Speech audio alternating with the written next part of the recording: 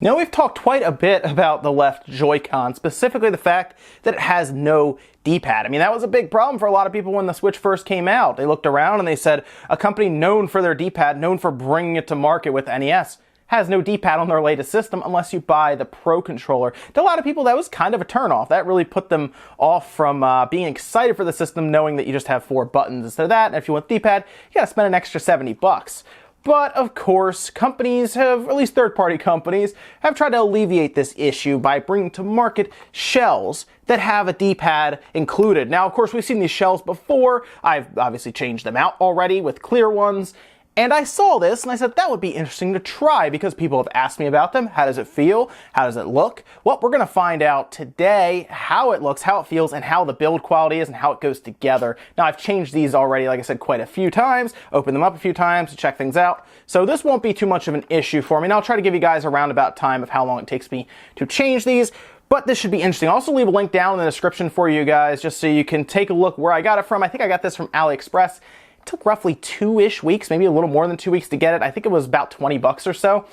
But I mean, how good can it actually be? This is technically just a mold, right? Where you're still technically pressing 4 points. Well, believe it or not, D-pads generally operate that same way. So it's really going to come down to how they have this built out and how well it actually presses and feels. So let's, I guess, get this guy apart. Let's install this translucent orange. I really like the orange, by the way. I had the translucent orange in 64 controller a while ago. I liked it. Let's get this translucent orange shell on this guy. I'll also change it out on the other one and we'll get a nice look at it and see how everything looks. Now, I did record the process of changing the Joy-Con shells out and adding the D-pad. Of course, you guys have seen me do this before when I did it for the clear Joy-Con shells, but I figure I would still show you a very sped up version of it here. I wanted to see how quick I could do it. I was trying to get under 15 minutes, but that didn't happen, mostly because I made some mistakes, specifically in the beginning. It took me quite a while to get those tri-wing screws out because I used a stripped screwdriver, and rather than get up while the timer was running and go grab a better one, I thought I would be able to power through it. Big mistake there. And then, of course,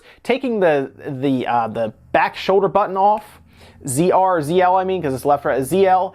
That was not fun either because the springs were all over the place, and I don't like changing those out as much, but that took a little bit of time as well, and then closing it up also didn't help. I ended up getting up and just getting a sharp, or at least a better tri-wing driver. But overall, I think it was like 1742, not bad. I think I'd get under 15 if I really sat down and tried it a couple more times. Overall, though, I really like how it looks. It looks really good. I love the clear orange color. It reminds me of the 64 controller I used to have a while ago back in the day. And overall, I have to say the D-pad is really good. Like, I was really surprised. Now, here's the thing.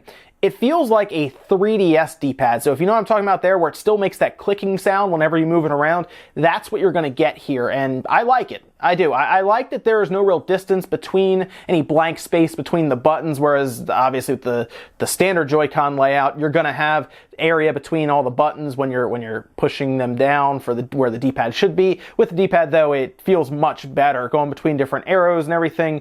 Way better feel than what it was. As you can see, I'm playing Axiom Verge with it, which was the game I first thought of when this happened. I was like, hey, let's fire up Axiom Verge, run through some levels, and yeah, I really like the way it feels. I think this mod so far is completely worth it. Now, there are some other colors as well. I went with these clear orange because I didn't really see a lot of people using these translucent orange colors, and everyone used atomic purple. They just had to ruin it for me, didn't they? If I got it, everyone else had it too.